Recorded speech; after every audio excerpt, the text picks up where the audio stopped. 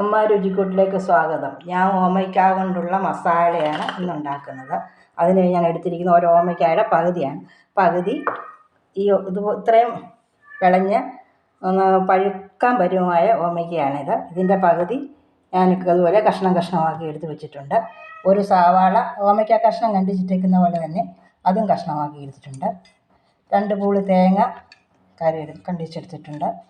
കടുക് വറുക്കാൻ 2 വറ്റൽമുളക്, 3-4 ചുവന്നുള്ളി, 2-3 തണ്ട് കരിവേപ്പില, ഇതിനകത്ത് ചേർക്കാനുള്ള മസാലപ്പൊടി ഉണ്ടാക്കി കാണിച്ചു തരാം. ഇത് ഉണ്ടാക്കുന്ന വിധം: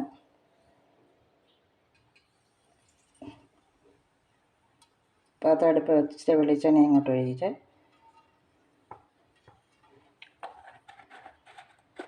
ആകുമ്പോൾ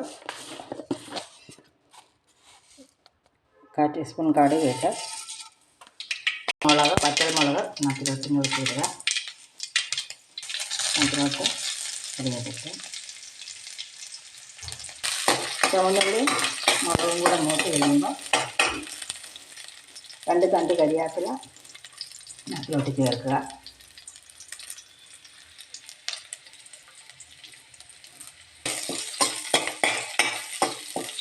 എന്നിട്ടരിഞ്ഞ സവാള അതിനകത്തിലോട്ട് ചേർക്കുക.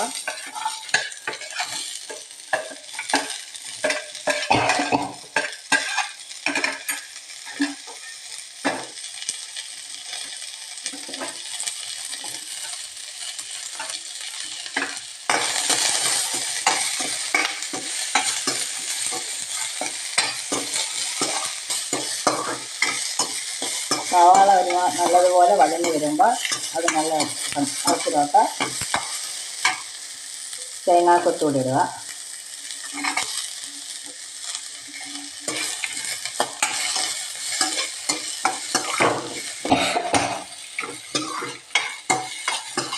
നല്ലതുപോലെ വഴരണം. ഈ സവാള ഒന്ന് വഴകാൻ വേണ്ടി ഒരു നുള്ള ഉപ്പ് കൂടി ഇടുക.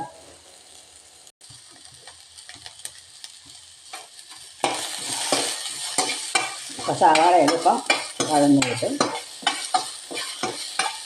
ആവശ്യം ഉപ്പാണില്ല. പോരായെങ്കിൽ ഇനി അന്നേരം കറി വെന്ത് വരുമ്പോൾ പോരായെങ്കിൽ ഇച്ചിരി ഉപ്പ് ചേർത്താൽ മതി. ടീസ്പൂണ് കാശ്മീരി മുളക് പൊടിയാണ് ഞാൻ ഇതിന് ഉപയോഗിക്കുന്നത്. അത് ഒത്തിരി എരി വേണ്ട, അതുകൊണ്ട് കുറച്ച് ഇട്ടാൽ മതി മുളക് പൊടി. അതുകൂടി ഇതിനകത്ത് കിടന്നൊന്ന് വഴരണം.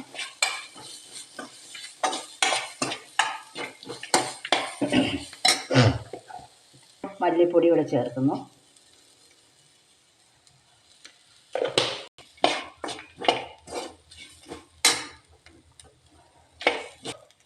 ഒരു 1/4 ടീസ്പൂൺ മഞ്ഞൾപ്പൊടിയും ചേർക്കുകയാണ് ഇതിൻ്റെ കൂട്ടത്തിൽ.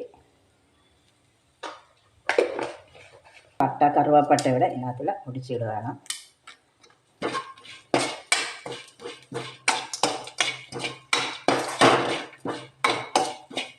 അതിലോട്ട് കഷ്ണമാക്കി വെച്ചിരിക്കുന്ന ഓമയ്ക്കായ അത് ഇട്ട് വഴറ്റുകയാണ്.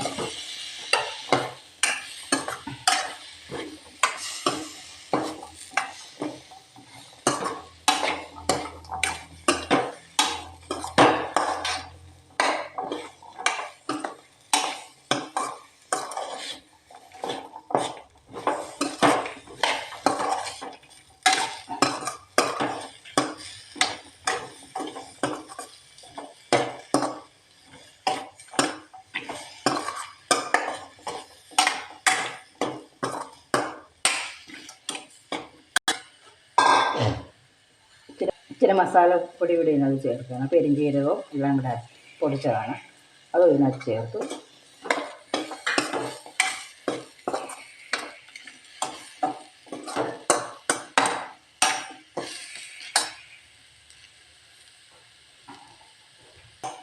ഈ കഷ്ണത്തിന് 1.5 ഗ്ലാസ് വെള്ളത്തോളം ഇതിനകത്ത് ചേർത്ത് ഇത് വേകാൻ വേണ്ടി വെന്തൊന്ന് കുറുകി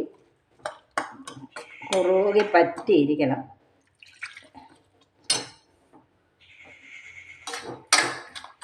നല്ലപോലെ തിളച്ച്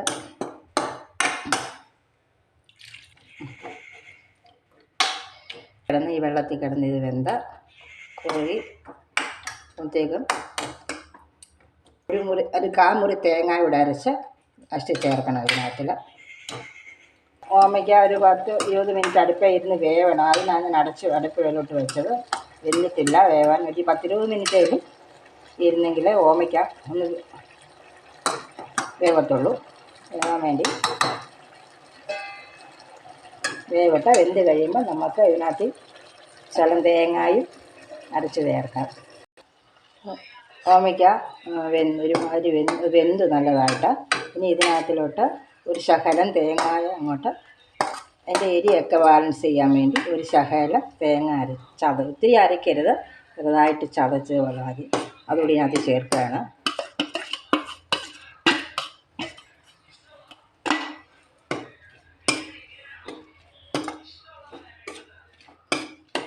ഇത് കറി പോലെയുള്ള ഇച്ചിരി കൊഴുത്ത് തോരൻ കുറുക മസാല പോലെ ഇരിക്കണം. മസാലക്കറി പോലെ കുറുകിയിരിക്കണം.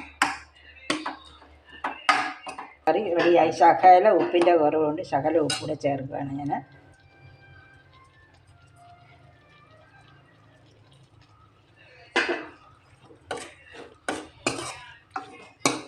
കറി റെഡിയായി.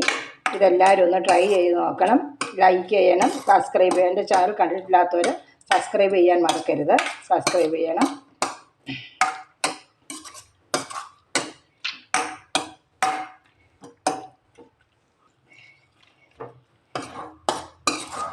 ഓമയ്ക്ക മസാല റെഡിയായി. ഇനി കടുക് വറുക്കണം എന്നുള്ളവർ വേണമെങ്കിൽ ശകലം കൂടെ എല്ലാം കൂടി ഇട്ട് കടുകും കരിയാപ്പിലയും എല്ലാം ഇട്ട് താളിച്ചെടുക്കണം. ഞാൻ പക്ഷേ ചെയ്യുന്നില്ല. ആദ്യം തന്നെ ചെയ്തിരിക്കുന്നുണ്ട്, ഞാൻ ചെയ്യുന്നില്ല. ഇനി കരിയാപ്പില തൂകിയിട്ട് കൊടുക്കുകയാണ്.